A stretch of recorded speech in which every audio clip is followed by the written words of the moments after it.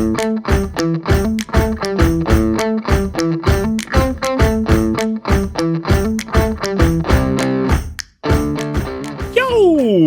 in, everybody. This is Too Much Movie Night.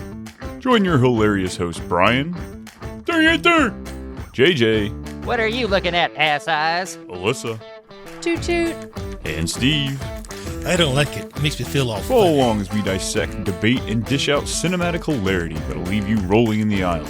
So buckle up, grab your popcorn, and get ready for a movie podcast packed with laughs, entertainment, and maybe a few bad jokes. This is Too Much Movie Night. Sit up, you turds. It's Too Much Movie Night, and we're breaking down Major Payne. Welcome in, folks. Welcome. Killing isn't business, and business is good. I've tried for a week to nail that accent or just the way he talks. Couldn't pull it off, so we're not even going to try for me myself. I think you got to keep your lip above your teeth somehow, and like. Do you think that gold tooth is like propping up the lip? He's got a little cliff on it, you know? It must be. It's hard to watch this movie and not try to practice the way that it really is. Yeah. Or just like every time he says something, just like. Oh man. It's terrifying. It's terrifying. Well, welcome in, everybody. This is remake week, and Major Payne, Steve's pick, got drawn, so we're here to break it down. Major Payne's a 1995 American military comedy film directed by Nick Castle and starring Damon Wayans. It's a loose remake of the 1955 film The Private War of Major Benson, starring Charlton Heston. Wayans plays a military officer who, after being discharged, attempts to lead a dysfunctional group of youth cadets to victory in a competition. But Steve, you got your pick. Yeah. Finally won one. Alyssa, you kicked her off the top of that mountain. Whew, man, it feels like it's been a while, but yeah. It is. Yes.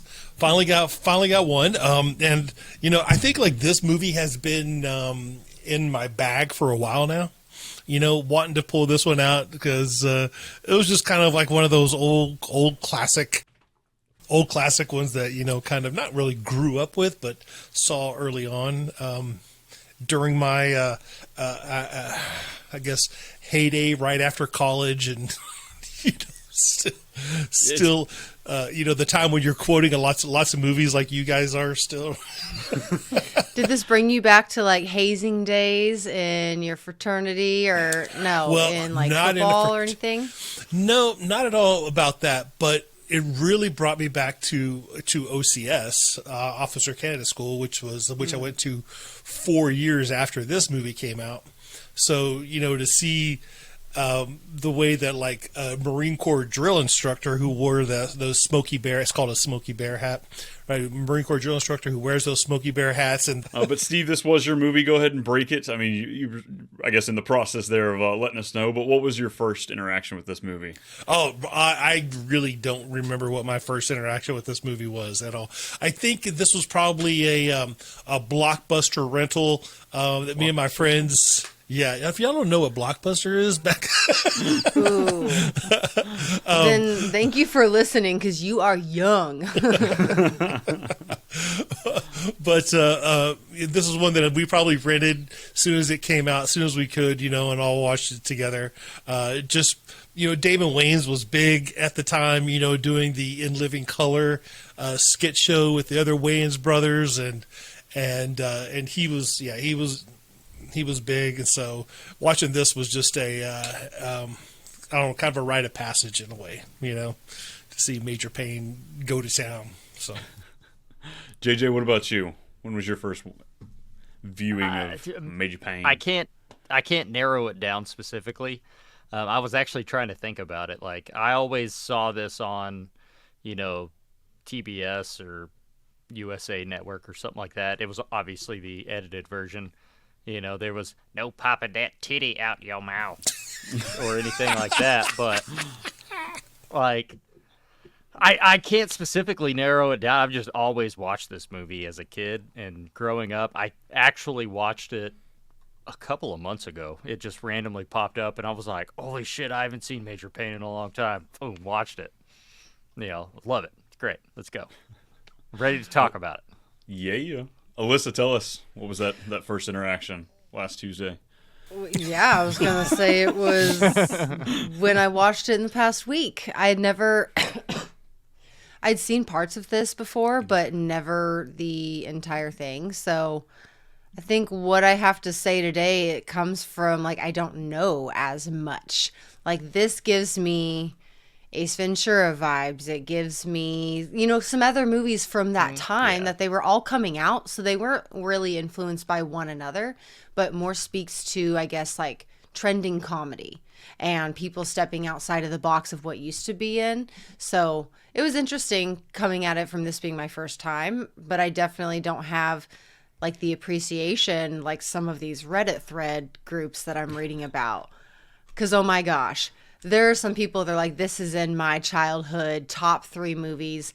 And my favorite part is when you're going through a Reddit thread and they're trying to quote the movie and they're typing it with his accent. So you're just reading it and I love that. So I can respect like a community of dummies following a movie. I'm in a few communities of that myself. And I think that for me, this movie is kind of one of those, but can still be appreciated.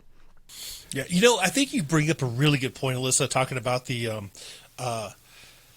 type of comedies, the Ace Ventura, where in a lot of ways those sort of sketch comedies that came out of this, because Jim Carrey was in Living Color with Damon Wayans, and did these characters and everything.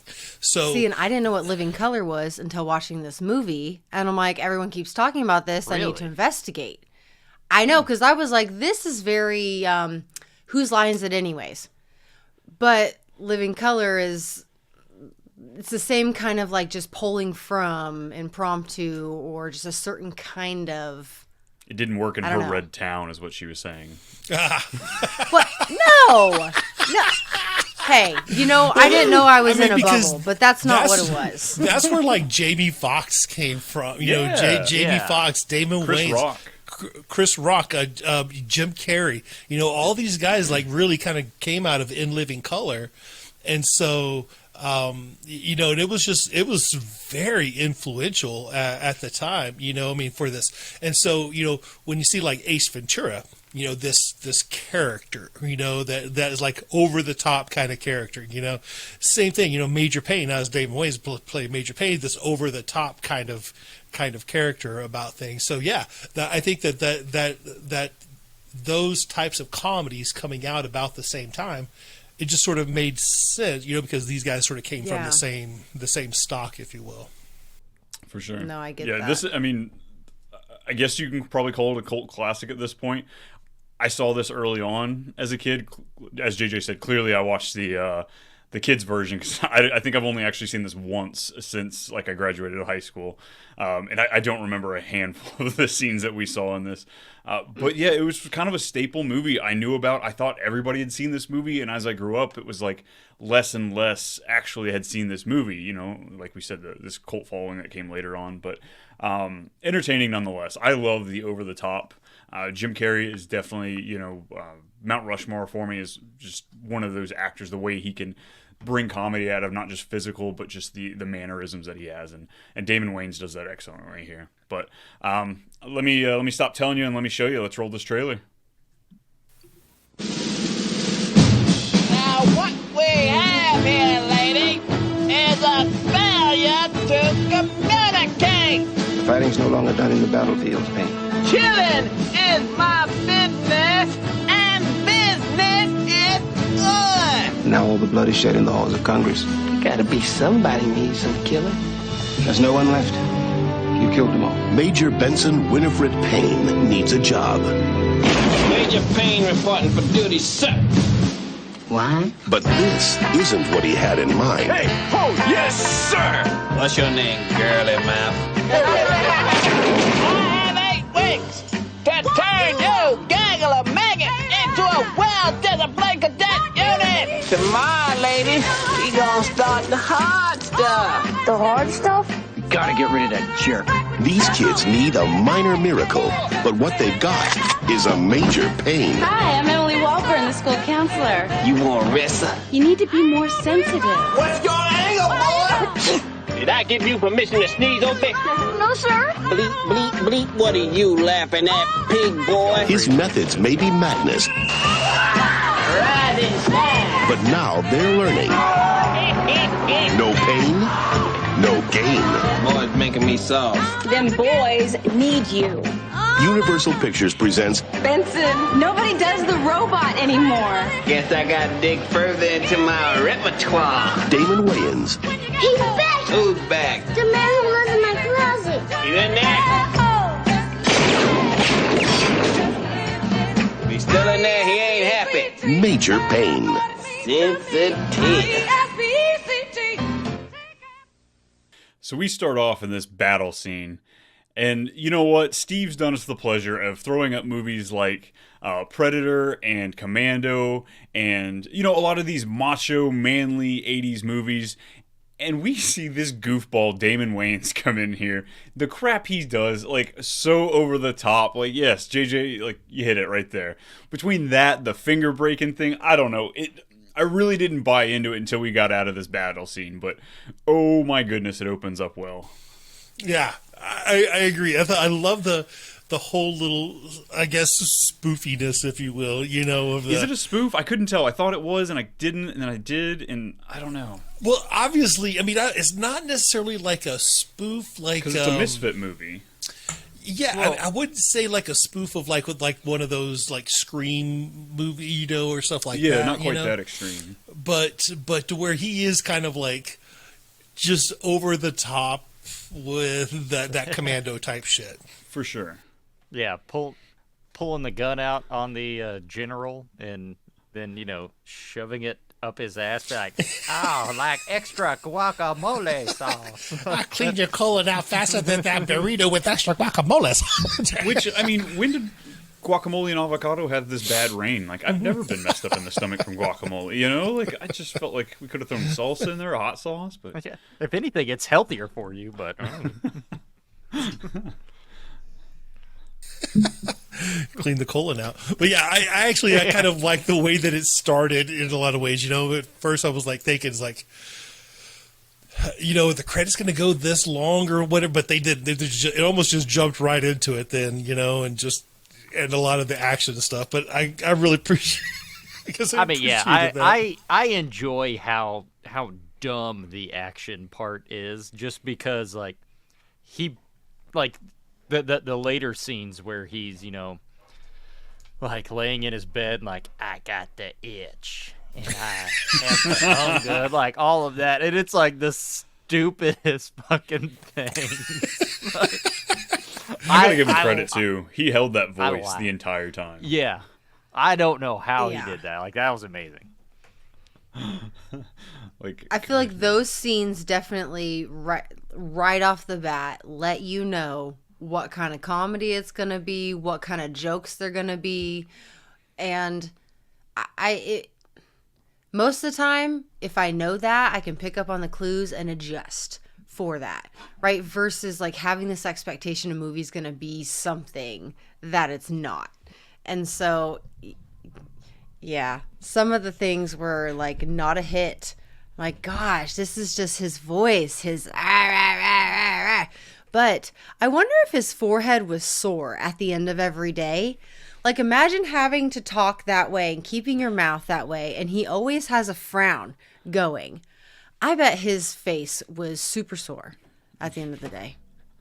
Just flexing up his forehead, scrunching it up like that. Like, he might have developed a wrinkle just from filming this film.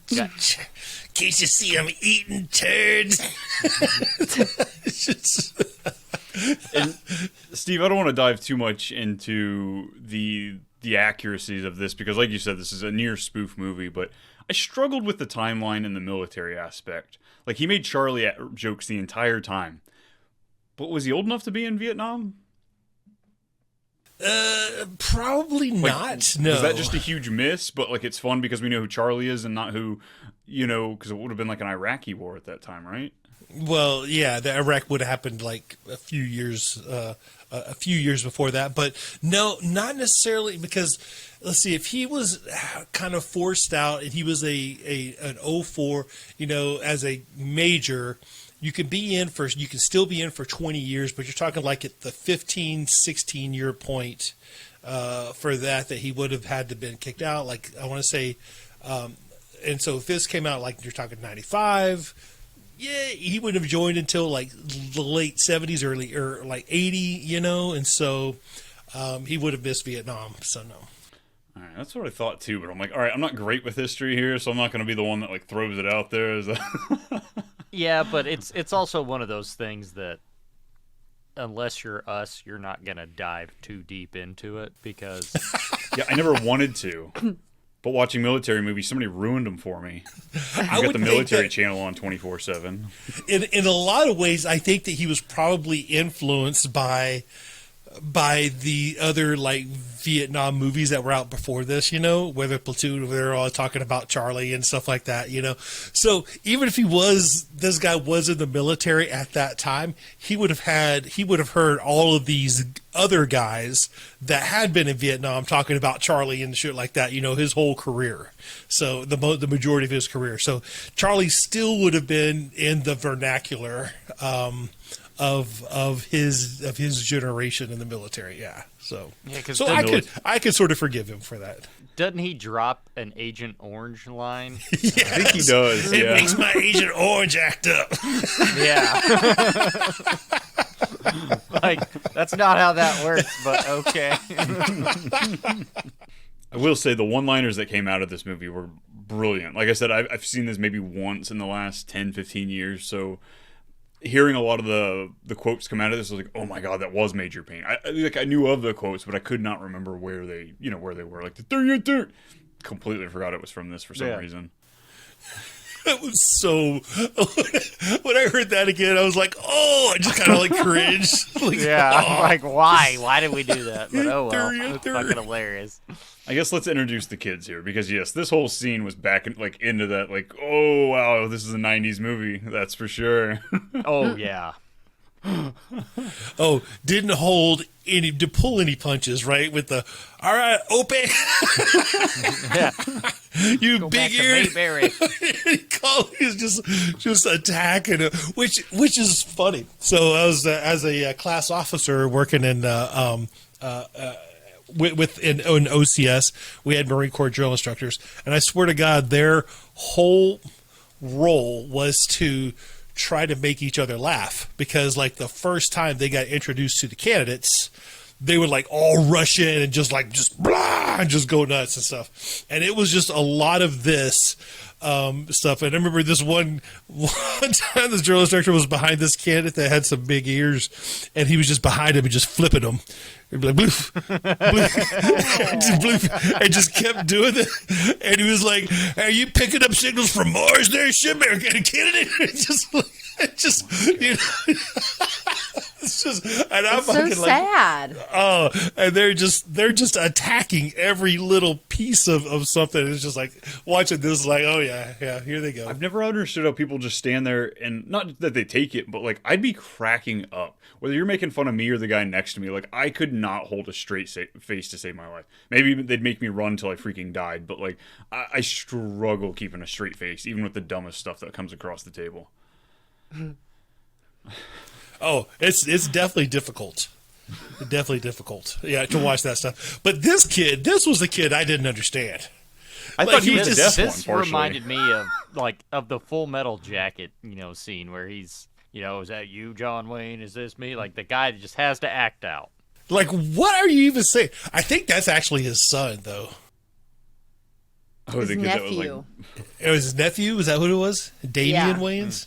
I think so. I don't know the name, but I read it was his nephew. Ah, I gotcha. I feel like he's just so mean to all of them. Like, that's where this movie doesn't age well in that way, per se. Because there's a lot of things that I had to turn off my brain, like, okay, it's meant as a comedy.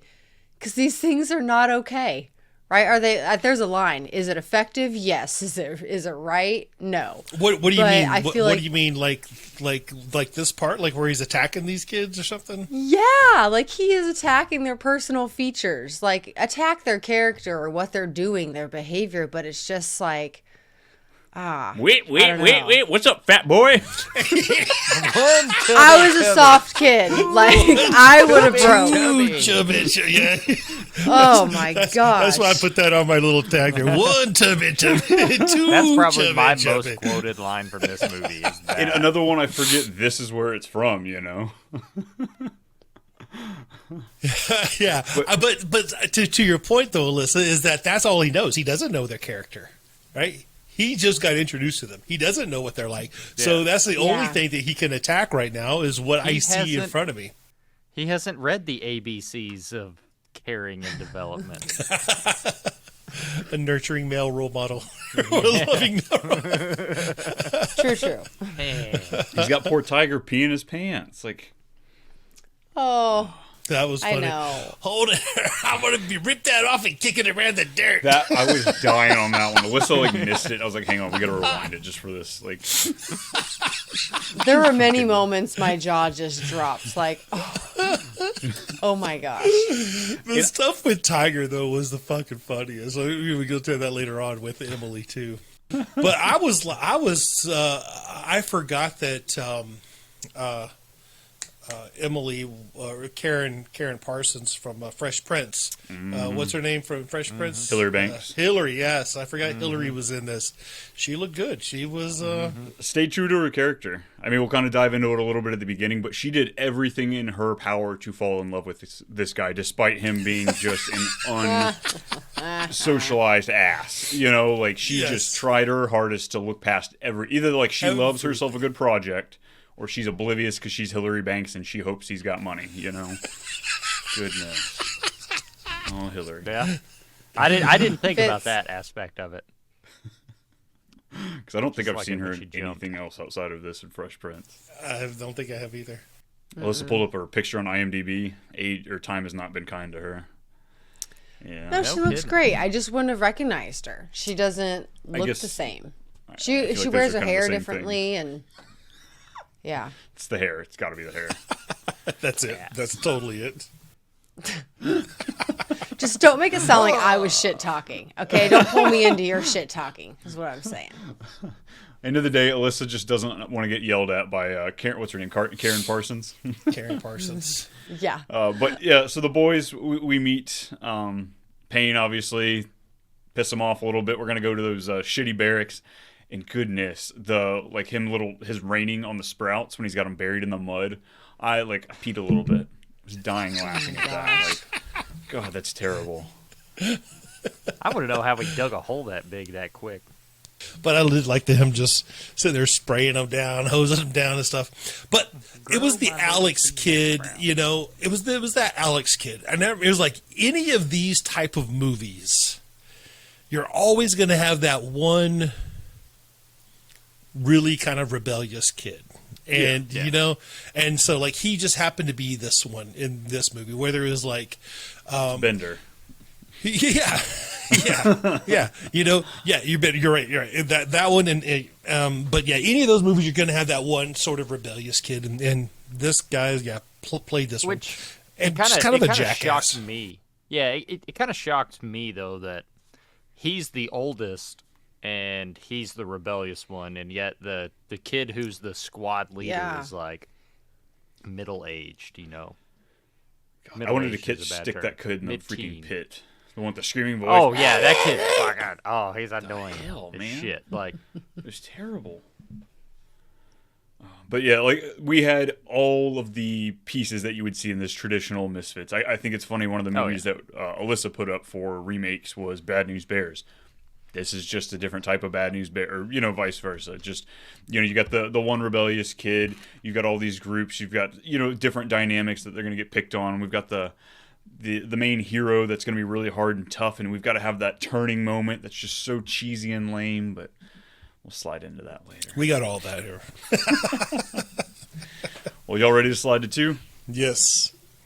what the fuck? Cadets, encouraged by the rebellious leader, Alex Stone, make several attempts to sabotage Payne and drive him out of the school. Alex and the cadets hire a biker to assault Payne. In the aftermath, Payne makes Alex the squad leader. Things come to a head, and Payne offers to quit if the cadets can get the military games trophy by hook or crook. Payne tips off the Wellington cadets, and they ambush the Madison cadets and beat them severely. Realizing they must earn the trophy honestly, the cadets practice diligently for the military games. They develop into a unified squad, and Payne tells them that they have graduated from the program and are fit to compete in the games. My bad. I'm still trying to learn these headphones, and I accidentally tapped them, and then all of a sudden music started playing. I was like, what the fuck is going on? And it Brian, wouldn't is that turn you? off. It's like, ah.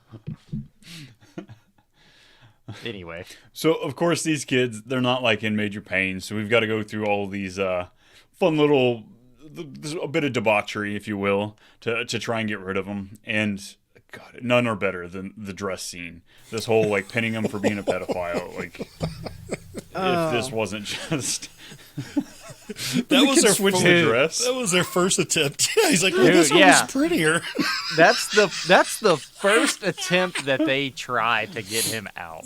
Yeah. That's the big guns, too. Yeah, Like, you're no pulling out shit, big guns. like- Wait, we're gonna call you a fucking pedophile. Right off the bat. If you were to do that today, all you would have to say is pedophile. You wouldn't even need a picture, and they would have been like, he touched me. Done. Right. Yep, you're gone. Tiger pulls up the transformer, points onto it, or case closed right there. Yeah, that was a little extreme. I think that showed like Alex being the leader. Because if someone that old wasn't the leader, would they have gone that far? And I don't think I got that as a kid. I thought it was more like, okay, he's in his bed, but it was more like he's wearing a dress. I was really focused on that as a kid, not the fact that he was actually there laying with him, you know? So, yeah, like you said, it's going to take somebody a little bit older to kind of put that together, I feel like. You know, and it's funny that you don't think about, like, why am I the one in the dress? It's like, well, it's because you got the biggest titties. Like, like, that is just a fat joke at that point. Like, it's like, oh, that's funny. Girls have boobs. Girls wear dresses. He's a fat kid. He wears a dress. Like, yeah. You know, I don't think about it. It's just not any other way. I nice. laugh. It's not nice. Well, you weren't the fat kid, JJ. You know? No. You would have been You would have been the one making the fat kid wear it. I would have been Tiger. What are you fucking talking about? A little tiny guy over there playing with rocks. So then, what about the? Okay, so they tried to beat him up, or I mean, not beat him up, but they tried to like frame him as a pedophile, and then they tried to like sabotage. Oh wait, was the first thing to sabotage the cupcake, and then the pedophile? I think that was the first one. Yeah. Oh, the first thing was Yeah. the cupcake. That's right. That's right. Which this is what really confused me this time watching the movie. You know, this time I knew it was PG-13. I could see a lot of those elements, but this was so juvenile. This attempt, the fart after the cupcake, it was. And look who's laughing. Look who's laughing. You can't get his breath laughing. Because I have fucking sophomoric humor, and any kind of fart stuff is funny. I don't know. I mean, I have to say that this is ruined by Dumb and Dumber. They do it so much better in Dumb and Dumber with the explosive diarrhea scene and everything like that. And all he does is fart in Major Payne. It's like, well, that sucks. Well, but here's the Step it thing, up, though. guys. I was glad, though, because I forgot. I didn't know. I was like, watching this. It's been a long time since I've seen this, and I didn't know what was going to happen because I was like, oh, they're going to fucking get him now. And then he eats it. He's just like, whoa, whoa, and starts, and he's like, oh, and then he's just like, basically he just kind of like fucking absorbs it, Right. and and they're like, what the fuck? And then he's just like. Just rips one, and so I'm glad that they didn't like take it further than that, Oh, like him I know, getting but it's affected. just Because you if hear they those had- gurgles Yeah. in the stomach, and then you just expect somebody holding on to the bottom of the toilet, going like, "Oh, Yeah. like But see, shitting but their brains that's out. Picturing what I that think. scene. I agree, Yeah. and I think that that's what you expect, but it shows this dude just fucking absorbs any kind of shit, And so I'm glad that they didn't do that because that's what, like say, you expect. Then he just fucking lets a fart out and almost kills the kid with the fart. Right. These kids had no idea he lived off MRE, so like he's got an iron gut. True. Yeah. So I Cheese that lasts for did 12 kind of years. appreciate that, that fact. It Yeah, really like did I said, make it me wasn't. want a cupcake. It wasn't a terrible like of the choice. Like I do agree with you there, Steve. Like the choice of how they did it was fine, but it was just that's where we went. You know, we're PG-13. I feel like we could have played the edge a little bit more without having to go with poop or fart. But you know, I digress. So we've got that. We've got the dress scene, and then shoot, Steve, you just brought it up. What was the third one? Oh, The biker. The biker. Beanstalk did you fall? Bam Bam. Bam Bam Bigelow. Yeah. You know that one of Brian's friends that is quite a bit shorter than him from college, one of the first times that they met, he said that, the fee fi fo fum thing to him. Like, you go to college, you meet someone a few times, they come up to you and say that. If you recognize that quote, I'm going to like that person more than I probably should. Did we just become best friends? Yes, we did. That's one of those moments. Because this like, is not like a that. big movie, you know, that you would only pick up on that and recognize that if you have really watched this movie, and that just gives you insight to their Like, he made a Puggle Stick joke the other day. I'm like, dude, I'm one of the only people that you could make a Puggle Stick joke to and them understand what it was in the moment. Like, just perfection as far as the chemistry there. But yeah, the old Bam Bam coming in there, just so anticlimactic. I thought we were going to actually get a fight scene. I could not remember, and just, nope, nuts, throat, kicked him. Yeah. And who the fuck says that? Like, when you're getting your ass beat, you don't go, I thought you said you were going to kick me in the face. You said you were Don't make me a liar. Me a liar. So fucking dumb. It was dumb, but awesome at the same time, you know, because he just took a fucking shot from the dude. And he took a serious shot from the guy, yeah, just like did. drops, boom. You know, he's like, all right, well, I'm going to get back up and here we go, buddy. So I guess this is how you want to play it. I'm going to take this. You know, foot. I was thinking about it, though. Like, as an adult, I was watching it. I was like, what is this Alex kid doing to meet a gentleman like this? Like, how does he know this guy? He's going to a biker bar at 10 a.m. He's going to find tons of those guys. That's right. Is that stereotyping What kind bikers? of people is Alex hanging out with that he knows this Hell's Fury biker? Yeah. And knows how much it's going to cost to hire him. We're going to need some money. How much you got? You know, oh, I got 20. I got 25. Oh, put me down for 40. It's like, all right, so you're paying this guy $200 if you put 20 a man. Maybe it's one of Alex's stepdad's buddies. He seems like a drinking buddy of his stepdad. That dude, what a fucking waste of space. Like Michael Ironside played in this movie, you know? It's like, he's a great actor. I like Michael Ironside, but what are you doing? I mean, I don't even see... I guess the point of that was to show Alex's stepdad as a dickhead. That was the turning point for Alex. Yeah, that's what made them like... Yeah. I'm going to work for it, and I want to earn it, but... yeah. Jumping. Let's go to the first time they go after the trophy. You know, Payne says, "Yeah, go steal it." And we get this gone. We get this wonderful date scene. Those on the podcast, you can't see the quotations I threw up there were wonderful because, goodness, this was not a fan. I don't know. The dancing was fun, but it was, I guess, the dinner scene, like when them sitting around with the fast eating, like the sped up. So that's how I felt.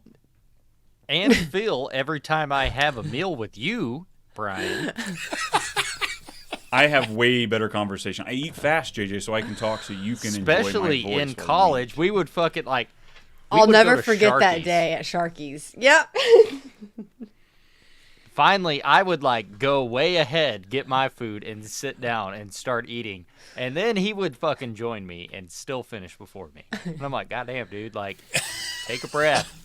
Like, well, back then, Brian would like have to finish fast because then he'd be like, "You gonna eat that?"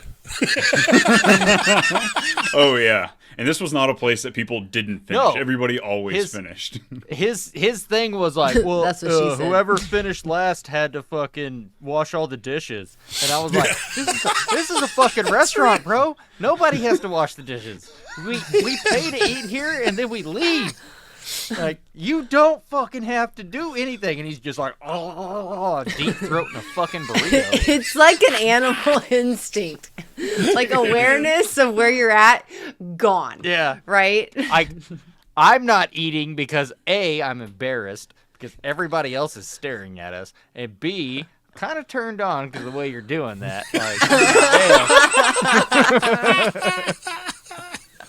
No, You know what? Vietnam will do that to a guy. About the You know, first part. just it speeds up your eating. That's right. When you're in the bush like that, you got to eat quick. You know. Yeah. Charlie's gonna steal your meal from you. Something about Charlie makes Brian eat fast. Gobble Charlie it down. steal your meal. You got to. That's right. So he does tip off the other school. I mean, they want him gone, right? Like, you want me gone? Meet me here at this time, and I'll tell you what to do. So he gives them the go ahead, right? To like go steal I it. just feel like that's so like, ugh. I love it. I get think it. it's great. You think? It's a challenge. Yeah. It's like, all right, like, bust your ass. Like, get creative. I'm not going to tell you what to do, or I'm going to tell you what I want, but I'm not going to tell you how to do it. Like, get creative. No, that's cool, but then like ratting them out? Oh. Oh, It's yeah. like turning on a video game you beat before. Let's crank it up to hard, maybe very hard. That's all he was doing. Turn it Anybody up to can difficulty. break in and go steal a trophy, but it takes a Can you lot do to- it when people know you're coming? Ha ha! That's Haha. Yeah. Not JROTC kiddos, but Those poor kids get the shit beat out of them. yeah. Alex comes back with it. So, but I want to talk about his uniform. Did you see his solid whites? Yeah, they're at dinner. Yeah. yeah. Mm-hmm. I'm not Everything. from a military background. Isn't that usually for special occasions? Well, it is. Hillary Is a Banks, date that's at a special bar? occasion. A special occasion? Well, sure. Especially if it was with Hillary Banks back then when she looked like that. Not now, but Word. but yeah, you could wear that. I mean, you can wear it any time you want to, right? It's your uniform, as long as it's during a certain time of year, because you can only wear those. Not after during Labor Day. It's white. Right? You can only wear those during the summer. That's true. That's exactly right. What about the other part of the year? What color do you get to wear? Just black? Dark. Dark? Blue. color. Yeah, The dark- Marines have like what? Black coat, blue pants. It depends. Yes. So it depends on how formal they go. So they have a black coat. They also have their Class A's, which are green, all green. But the Marines no longer have the all white uniform because that's like a traditional like naval officer uniform, where we have like those choker whites with white pants and white shoes and white hat and stuff like that. It's just asking so- for problems. Like the amount so- of bleach the Navy goes Question. through. When people get married and they wear that, if they want to be in all white, does that mean that they have to commit to a wedding in a certain month or certain span of like, and when it's If they want to wear the chokers. interesting. They still wear those? I thought those ended in the 90s. We still have them. The Maybe Marines, for the like I say, girls that wear the chokers. the Marines don't. Like I say, that white Marine, all white Marine officer uniform, they stopped doing that in 2000. So his uniform during this whole time was pretty spot on. Oh, we've got no complaints there? Oh, No, there I it don't is. have any There's the complaint. but. The only exception was at the very beginning when he's in this black fucking stuff, and he has the flag patch which was backwards on his shoulder, because the flag patch had the field at the back and then the stripes going forward. So we always have the field going forward wherever, So if you're whichever looking in the shoulder. rearview mirror. I've that's what I'm doing. always wondered about that, and you just Why? What do answered you that mean? question. It just always looks backwards to me whenever you see them on like uniforms. But because the field is always facing forward. The field is always facing forward, whichever side you're wearing it on, and Yeah. that's right. So because like imagine like you have a flagpole and the flag's on the pole. If you're going forward and the flag's blowing in the wind, the field is always going to be that way, whichever side you're looking at, right? Oh. So if it's on your I've right always side, thought it reversed, and I'm like, yeah, well, no. That's why when I see it, when I see them on the side of vehicles, sometimes as people have it like backwards, just like fucking retard. It drives me. So if you're one of those people with a flag on your vehicle, make sure you got the right side, the correct side on the correct side. Don't put the field. Always put the field forward, people. I always thought it was like the thing with ambulance. You know, they spell it backwards on the hood so you can see it in your rearview mirror. That's not. Well, fun fact number 2. Thanks for that. Yeah, that is interesting. I've always been curious. Y'all ready for 3? Are you ready Let's for go to 3? the games. I think so.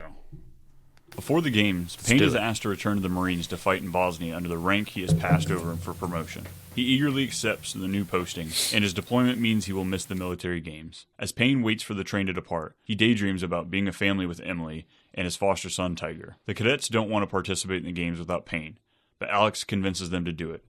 The boys hold their own in the games until Alex injures his ankle and cannot participate in the final event. The Madison cadets accuse Wellington of hurting Alex, which becomes a rumble. The fight is broken up, and the judges deliberate having Madison disqualified.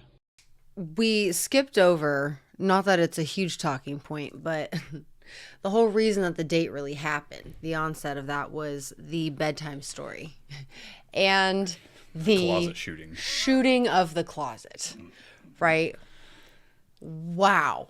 Extreme moments. The shooting in the closet, like I was waiting, granted this is the first time I've seen it, but I was waiting for there to accidentally be a kid, like an older kid that's like messing with little Tiger and hiding in the closet every night and acting like he's the boogeyman or whatever it is.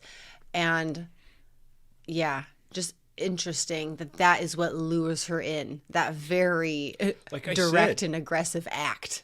She tries everything she can to fall in love with this guy. She looks past everything, but I thought it was perfect. The shooting was completely on brand for Major Payne. That is how I see him being the stepdad going in there. All right, let's go kill the boogeyman. It was great. it wasn't the bedtime story.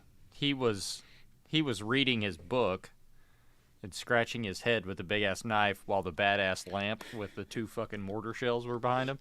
Oh, I want that. Cool. That's fucking dope. And then she, sees him, and then that's when Tiger comes around the corner talking about the man in his closet.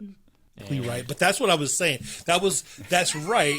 If I was unmuted, that's what you guys would have heard. That's what you would have heard, right? But that was the first thing where she gave him the book, and then he was actually reading the book, which was weird because he was reading the book when she walked in, and then he starts saying some stuff from the book. She's like, "Oh, you've been reading the book?" I was like, "Come on!" He's fucking sitting there. He's holding it in his hand. Yeah, and he was. And that's also he has it, and he's like, "No." I glanced at it maybe a time or 2. But then Tiger comes out. But she hears that. She sees that he goes up there. And then, I guess she sees Tiger hugging him and him, and then flips around and says, "What's your angle, boy?" I forgot about that, and that just fucking broke me down right there. "What's your angle, boy?" Just what you trying to do? And then he's like, so much PTSD. He's just trying to give you affection. And, man, I don't like it. Make me feel funny. but then it was like the next night, it was like he has to, because Tiger's upset. Tiger's upset because he wouldn't let him go on their black op, right? So that's the chugga chugga chugga chugga toot. And then he just starts going on about Charlie and what they did to his friend. When he's talking about his nubs. Nubs. He just kicking. This is like if what's his name, Dan? Lieutenant Dan. Oh, gosh. Oh, God. But that was like, she heard that, and And she kind of like, oh, okay, well, I want to talk to you more about that story. Maybe we do it over dinner. That's where she was like, I was like, what? It's like, this dude has some serious fucking PTSD, and like, Yeah. And you're no fucking like counselor or psychologist that going to fucking help him process this, but you're going to go out with him because, wow, okay, do your thing, girl.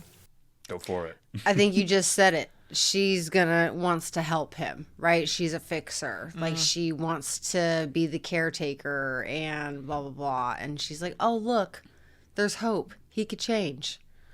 Nah. Well, then he's like, what? You think we're going to get married and have a white picket fence? I'm going to adopt Tiger and we're going to be...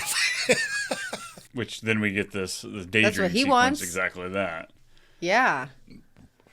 Which I think that was part of my issue with the date scene. Like we were talking about the food scene where he eats really fast and like they speed it up because it's one of those scenes like, hey, this is really boring and not fun, so we're going to speed it up to see if it makes it that way.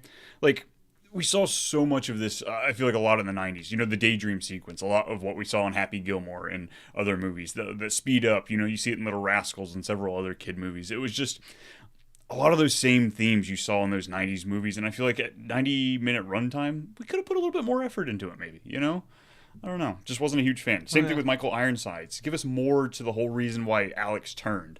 Really, that's all it takes? Standing in front of you, standing up for you like for 2 seconds? Well, and that's I was like wondering, who the hell was this guy? He's like, well, salute me. Like, I'm going to salute you. They kicked you out. They kicked you out? What are you talking about? I didn't understand anything. And then I saw the credits, and it said that he was Lieutenant Colonel Stone. So apparently he was like an officer in the Army that got kicked out, but as a lieutenant colonel, and so I didn't understand what the fuck was going on with that, Yeah, give me a few more minutes of a backstory as we walk into this. Just a little bit more to make me believe that these kids who hated this man and wanted to get rid of him all of a sudden are willing to do whatever for him. It was just, we had to have the moment. That's how these movies go, these misfit movies, but it's just, I don't know. Well, Tiger obviously liked him. I think they were all just going along with Alex, it seemed like. Yeah. With whatever Alex wanted. If Alex didn't like him, then they weren't going to like him. If Alex liked him, then they were going to like him, And yeah, you saw that when Alex first walked in. Like, when he first started cutting up there, instantly they started mimicking however Alex was acting, definitely following him. It really makes me question, like, what kind of school is this? Yeah. Like, poor Tiger's just dropped off there. No parents at all. Yeah, he doesn't have any parents. He's a foster kid. And so there is Alex, there actually are boarding schools for orphanages that are, for orphans and stuff like that will adopt the kids and take them and take them on and stuff. And I think that like that's what this school kind of is. And it's just a boarding school with normal students and boarding students and stuff like that. So, for some orphans and, so these kids, I don't think a lot of these kids have father figures in a lot of ways, Well, I mean, Alex definitely doesn't. It's like the conversation between him and his stepdad with, his comment about his mom. Yeah. And it was, that kind of threw me. Like, I get a boarding school, but it seemed like their entire day was the JROTC. And I didn't think that was normal. Like, there's still normal classes. There's thinkers and doers. I think that's These what you kids saw, were right? doers. Because this is still over a 2-month period, right? An Right, so it's hour like, and is that 30 just what minutes. we saw? That's just what you saw. Because remember, the time when they were in class, they were in chemistry class. Oh, and they were right, making the icing. Making the icing. So they obviously did other stuff. We just saw a small portion of their 8 weeks of training with Major Payne. Except for the that makes one sense. comment where Major Payne says, like, we're about to have 7 23-hour days of hell. Well, it's just leading up to it, You think And then that- he makes a move. Yeah. Well, that was just Hell Week for them. He was giving them Hell Week. Like the SEAL training. Yeah, that's kind what I of was Hell like, Week are you going through fucking This means SEAL coming training in or hot. like Ranger school? Like, what the fuck is going on? Damn. But so he gets this. So he gets separated out of the Marine Corps. He's separated out, but they hook him. But this general, he hooks him up with this job, so he's actually not in the Marines. He's sort of in the reserves, but he's working at this school as this job, right? It's in confusing the army. because the general gets him out of jail for beating the shit out of the actor police officer person. And then gets him a post. Well, he gets him a role with the kind of still with the military. That's which like there are a lot of. I have a friend of mine who's retired, and he's a JROTC leader as a military I thought you guy. just meant JROTC. I was like, that's a step down, Dad. He's a JROTC kind of like officer, and so he's teaching these kids at this high school, stuff, and he gets to he can wear his uniform and everything else too, right? So I think that's sort of the role that like the general kind of got him. Is he like getting paid for it, or is it like by a the volunteer school? thing? By the school, not from the military. Okay. So he's not carrying around live grenades and shooting closets up. He didn't say that. No, I didn't say that. On Fridays. He has his own private fucking stockpile of shit. Maybe so Oh, I still got to motivate these children, JJ. That's all I'm asking for. Come on. But then the general comes back and says, "Hey, I got you back in. So I'm going to get you back in the military, back in the Marine Corps, and you're going to be a lieutenant colonel now, which you got passed over for. So now we got you back in. Now you're going to be a lieutenant colonel." So he gets the fucking opportunity of a lifetime that nobody ever gets, right? Because now he's going to go on to be a lieutenant colonel, and he gets to go back to his killing business. Nah, see, to me, that's sketchy. He's getting framed. He's getting set up for something. It's like some kind of CIA thing where they're going to set him up to be a patsy. Yeah, exactly. 2 guns. They're like, all over this again. guy is so dumb. He's such an idiot. Like, we are gonna set him up, like promote him, and he's gonna love it. He can't wait. And It's then we're hard gonna to make it tell. a Is he such an idiot, or is he so bought in to that role and consumed by his experience that he is like, that's just him? He's That is definitely his not full incompetent. 100% identity. I don't think he's incompetent either. I agree, Brian. I don't think he's incompetent. And I definitely don't think he's dumb either. I think he's just out of touch. He's sort of institutionalized, as Red would say from fucking Shawshank, right? He's institutionalized. So that's why he's bought into the military. That, like, if the Marine Corps wanted me to have a wife, then it should be one. Kind of thing. So he's just bought into that. I mean, life. he is one of those guys. He makes it 2 weeks. Actually, he makes it a week. And A he's week? eating a rat. Yeah, in the corner of on a hibachi grill, corner of some hotel room.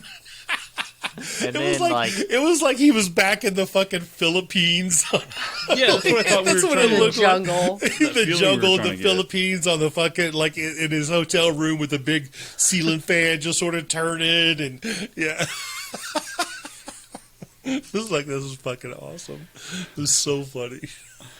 But so Payne's going to take his new job, standing at the train station, and like I said, this is where we get that dream sequence, of course. White picket fence. I love how Leave It to Beaver that whole thing is. 100%. And then I love you with this. Who pokes his head out? Fucking Charlie. Fucking Charlie. What do? We grill Charlie's face. We grill his face. I had a friend of mine, a friend of mine from my first squadron, and his name was. He had a Vietnamese name because he was Vietnamese, and Makes sense. Checks his out. His call sign was Charlie. Did he pick his call sign? He loved it. But it didn't last very long because we started having some call sign reviews in the Navy at that time, and they was like, no, he can't be that. We can't call him that. It was like, he loved the call sign Charlie. He's like, I don't fucking see what I want it. They're like, nope, you can't have it. Oh man, that's Yikes. playing on a line right there. Skirting the edge. So we've got the kids without their leader at the games, and God, I knew we had to see all the kids kind of jump over that hump, if you will, really step up. But boy, was the planning just terrible. We had to see Heathcote. I get it. We finally get to see him climb over the bar. Why the hell was he doing the bar anyway? Shove Tubby in the boat. Let those big arms and shoulders freaking move the paddle. Like, this was horrible placement. Put him at the back so the bow is up, and that way you're fucking... Put Tiger up front, and he's just steering, using it kind of as a rudder. But yeah, like, cool. The kids overcame stuff, but this was just terrible, guys. We could have been winning by like 10, 15 more seconds. Yeah. Say, well, that's either shows how slow those other dudes are or how fast Alex actually is. Because if Alex is that fast... Did he run weird? When we got that angle from him running from behind, weird. His legs were like Xing. They were going across his body. It was the weirdest shit. I didn't know if that was like the editing. Did they like slow it down to make him seem faster? Or was, Alex, you need to speed it up, man. You look like shit on camera. And he's just like kicking way harder. And I don't know. But it looks... We watched this movie twice today. It was just both times. No, it's weird. We had a kid that I ran cross country with that he ran that way. And... like Phoebe from Friends when she's running through the park. Just That's what I was thinking. So we nicknamed this kid Scats because he ran like shit. And Aww. he was the nicest That's kid. so though. sad. Oh, I bet he was. he It's was always the nice ones. Yeah. But yeah, we called him Scats, and he was cool with it. He was like, yeah, he's like, so was Charlie. He was like, I run for me, and I was like, well, that's good. I mean, we're proud of you, but you run like shit. You're gonna run behind us, or you're gonna get made fun of. Oh my gosh. Oh man! And then that freaking howler monkey who jumped teams freaking kicks Alex, and we get this fight scene. I get it. One guy standing up for his other guy goes up there and brawls. Size right there though. During the race, like he's like going to pass him. Alex is running past him, and then he trips him. They're like the exact same height right there. Well, I thought that kid was like the same size. He was like as old as Alex, I think. That's why I thought he was a lot smaller and younger at the beginning. No, he was going through puberty. That's why his voice was like that. Yeah, and I think that he was like, because that's why he was in charge of the squad at first, because he was probably one of the most senior ones there, one of the older. Well, see, I always thought he was like one of the younger, like mid-range kids. Yeah, I know. But I don't get why wasn't the tripping discussed? I know. They're worried about the fight. I get it. The fight shouldn't have happened, but let's make sure we really talk about things. The kid deliberately kicked him.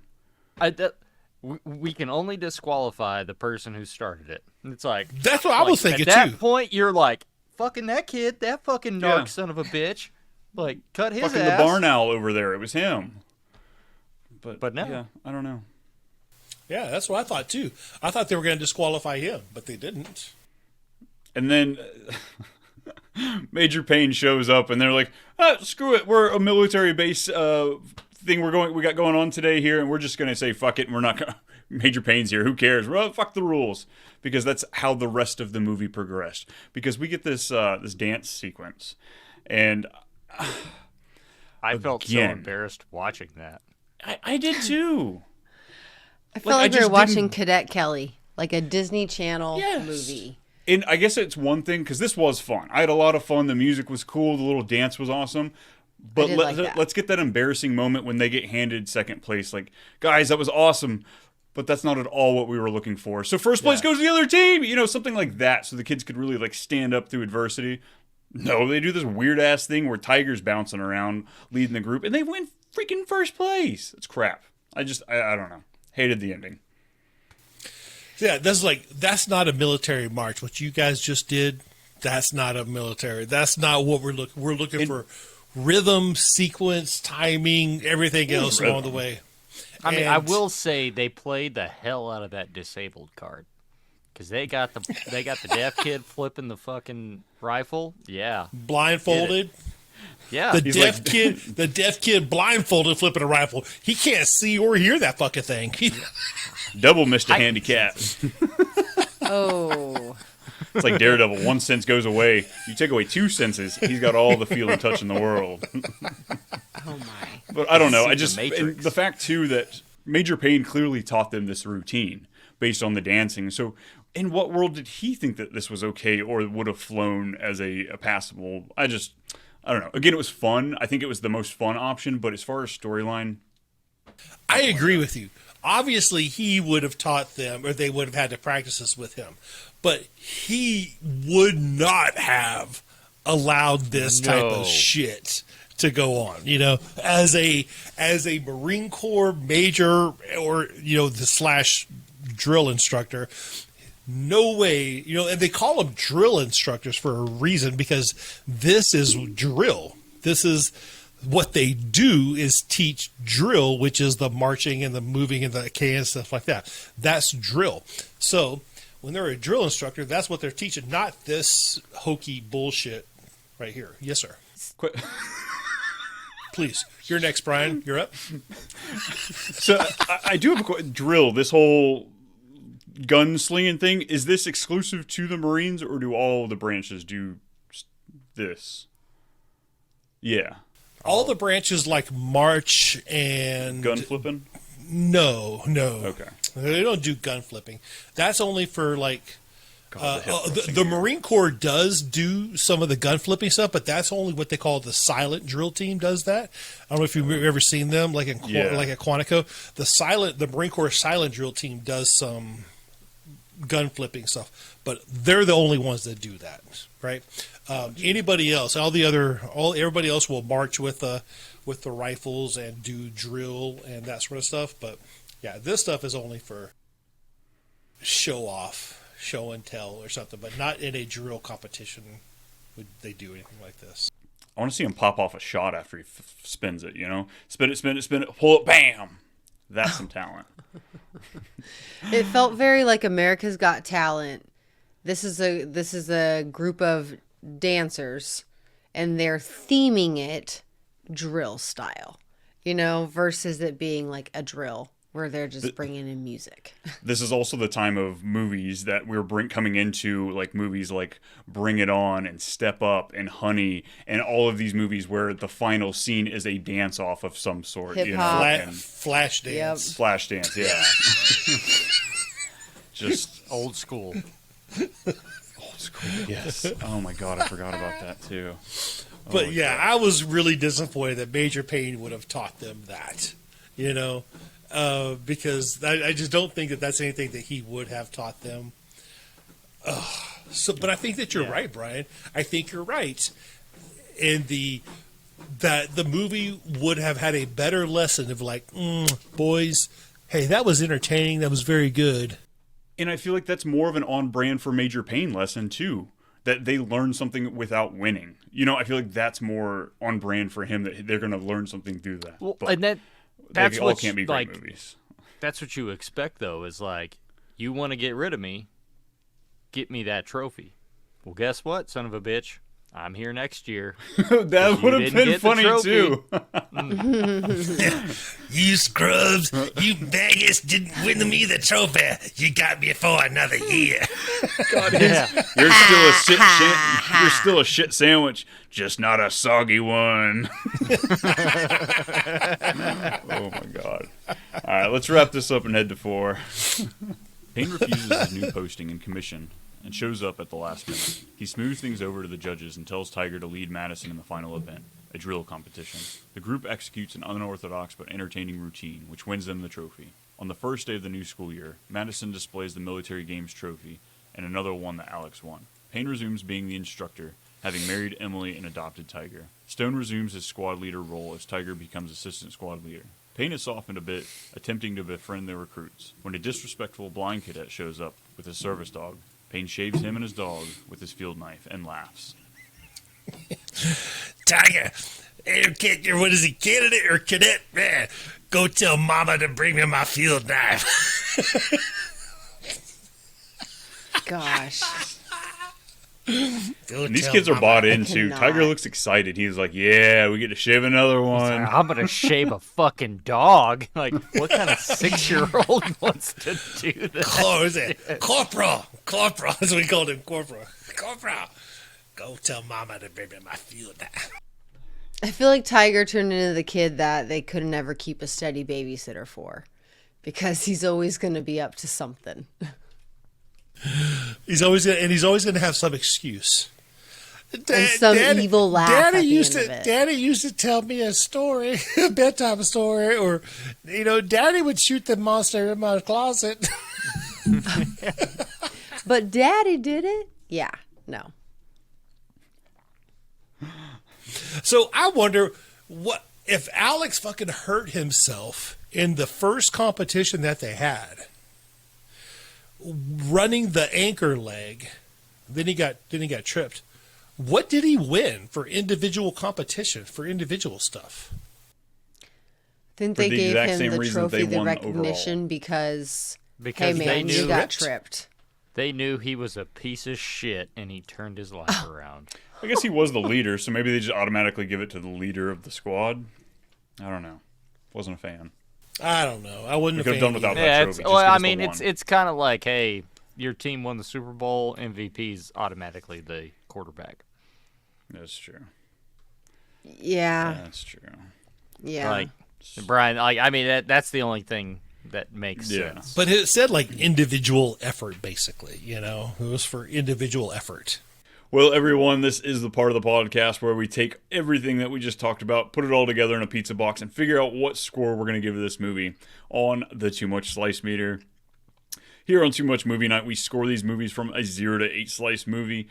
A 0 slice movie is going to be having your dog shaved all the way down to the skin, and an 8 slice movie is going to be winning that trophy and, of course, that MVP when you get to sit on your ass while your team finishes the program.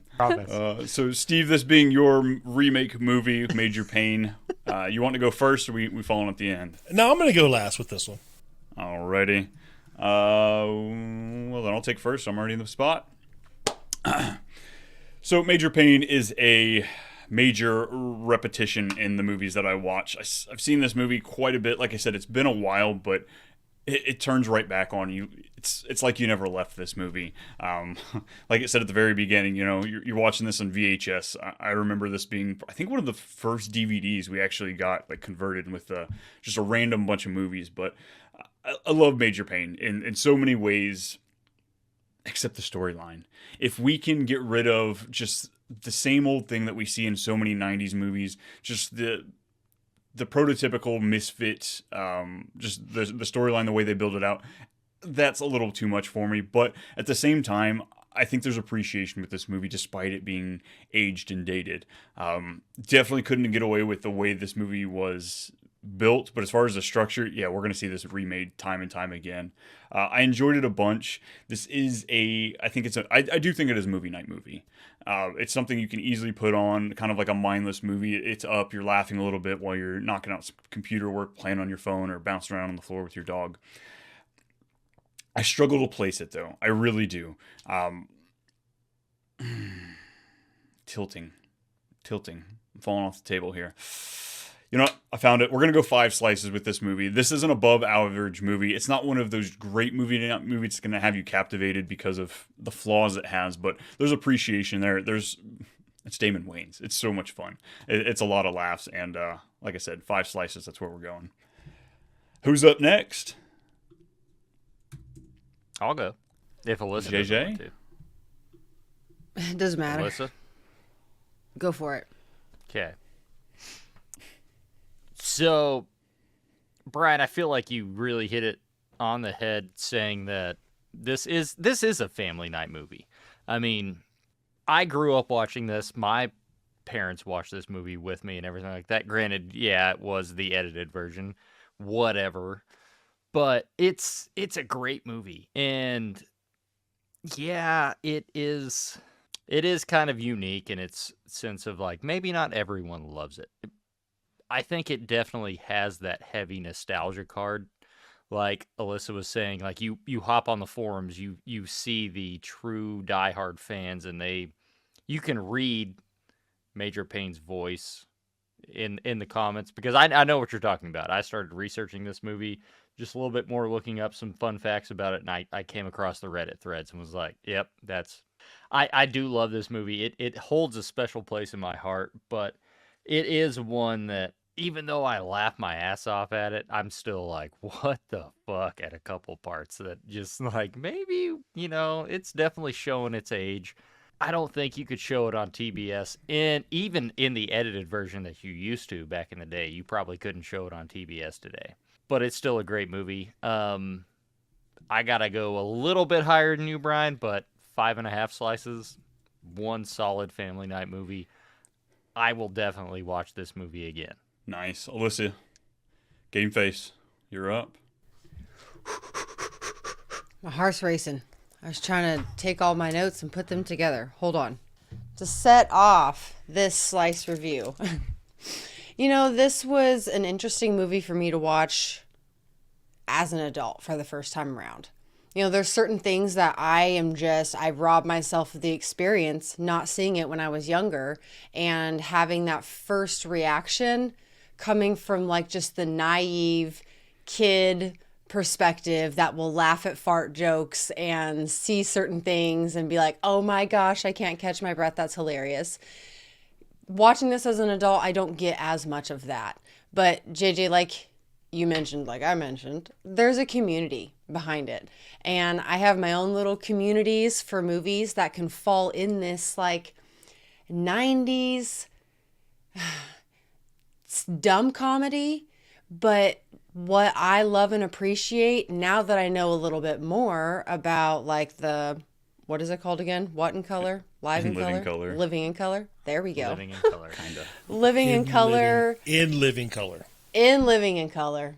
Nope, Okay. nope, Color too many living in ends, just color. one at the beginning. In living color. There we go. Got it. Cut Reword that. Hold on. Get it? Now Got that it, I know damn more about In Living Color, yeah. And when you watch SNL, like you can spot it in actors where skit comedy is where a lot of their foundational like experience is. So that I can appreciate about this movie.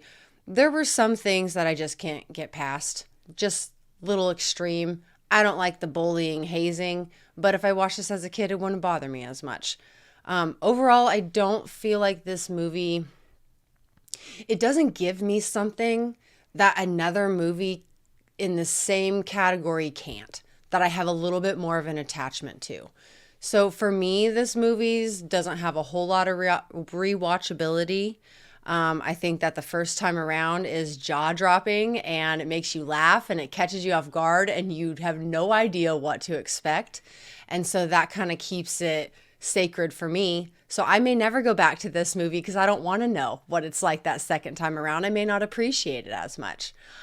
So I'm going to give my slice on the whole slice scale. Now, if we were just looking at 90s comedies, this might be a little bit higher, okay? But for me, this movie is coming in around like a 3.5. And I was going to say a 3, but then you guys going so high, I will just say I can be easily influenced at the end in moments. So I agree, bro. Boo! Everybody, the whole crowd had a collective boo. Oh, not there's the score. I some thought people in score the was crowd that are fine. like, yeah, I thought the Alyssa, score we're was with fine. you. I do boo, but nostalgia. No, I agree with you. All That's right, fine. Steve, wrap us up. I will wrap us up. So, okay. This movie, Major Payne, what you guys said, fun. It's a fun movie. I love that Damon Wayans could hold this character the whole time. He didn't slip. It was, he was Major Payne. I will disagree with you, JJ, to say that I believe that this movie does I think it still ages well, you know, in a way that because of how I still see the military and like people in the military, that stuff is still going to happen in a basic training sort of sense, right?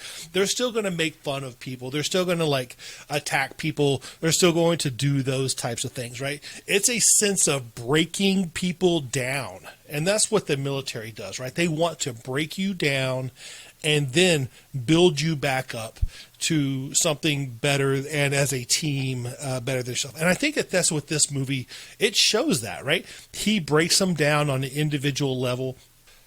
Adults can relate to this. They can kind of see some of the other stuff too. Anybody can kind of like fit into this, whether you're a lonely woman looking for a man, an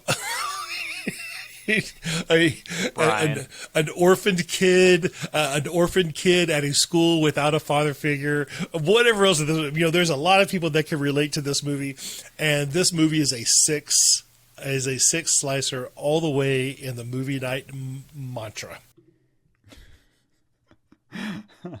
So, if we take my Major Payne score of 5, JJ's 5.5, Steve's 6, and Alyssa's 3.5. Mush it all together, it gives us a 5-slice movie, not 5.1, 5.25 on the diggity dot. And of course, we got to know, where does this Snoop fall? Dogg right now. Dang, look at that. So this movie does fall in the, this is movie number 78 for us. It falls in tied for the 38th position. This movie is tied with Unbreakable, Shaun of the Dead, Cool Runnings, and of course Major Payne. These movies are all better than Mr. and Mrs. Smith, The Mummy, and Goldmember, but not quite as good as I, Tonya, 50 First Dates, and The Fundamentals of Caring. That's the interesting thing about it. I think we have great movies from 3 to 5, but whether they're movie night movies, you know, I think that's what I kind of reserve my 5 to 8 score for, is not only good movies, but also that rewatchability that universally, like, you don't have to be in the mood for it quite. Major Payne's great, and it's a great movie night movie, but I definitely think you have to be in the mood for it. You're not just, or I'm not at least just turning this movie on, you know? See, I don't know. I will disagree with that, because I think that, like, it doesn't fall within that category of, like, a scary movie to where you need to, like, sit down and get ready for it. This movie can, like, go in the background. It can play, and you could just hear Damon Wayans kind of, like, go and stuff like that. But that's just just a movie that's playing in the background. What I think Brian is kind of saying is, like, this average score is like we're scrolling through 3 different apps, can't figure out what we want to watch. Fuck it, we can land on Major Payne.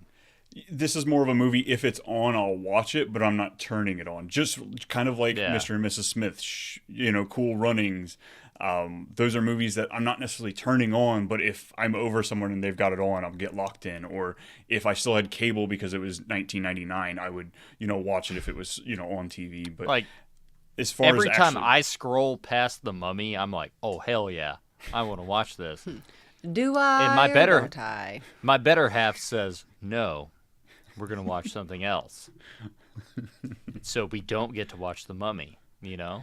JJ's waiting until she falls asleep to turn it on. Which I'll say, I like that about how we choose movies. We've got some that most people would agree on, they love, right? Like 80% of people are going to rank a movie in a certain place. Personally, and I know from some of our conversations, we can all appreciate those little closet movies, like the hidden gems, the ones that if people can quote that with you, you're connected with them because it's not a common movie. And I think that we do a good job at giving light to some movies that, do they need the light? I don't know, but they're getting it. You know, they're getting that second chance to shine. I want to share something kind of funny about, speaking of movies that we give them this light and do they even deserve it? JJ, Across the Universe. For some reason, when I go into my computer and I type in just in the Google search bar, IMDb, so it can pull it up, it brings me to IMDb Across the Universe every single time. Nobody clicks on that. Well, it's just in my link that way. So I've had to start typing imdb.com so it can be done with, because that's the gift that keeps on giving, and I don't want it anymore. I'm sick of that subscription, and I can't find the unsubscribe button. And so every week when I hop on, I'm reminded that we watched that movie, but I laugh every time. So Still our worst movie, too. Just keep That's holding the skimming. record strong. Guess what? You got to clear your cache. I would much rather watch that Delete movie. cookies, clear cache. I would much rather watch Across the Universe than The Sound of Music. So, on that note, well, I think. Do I have to watch either? Yeah. You know what I got to say to that? Well, everybody, it's about that time. We've got to shut I it don't down like here. that. YouTube limits us to how much fun we can have, and we are at the max.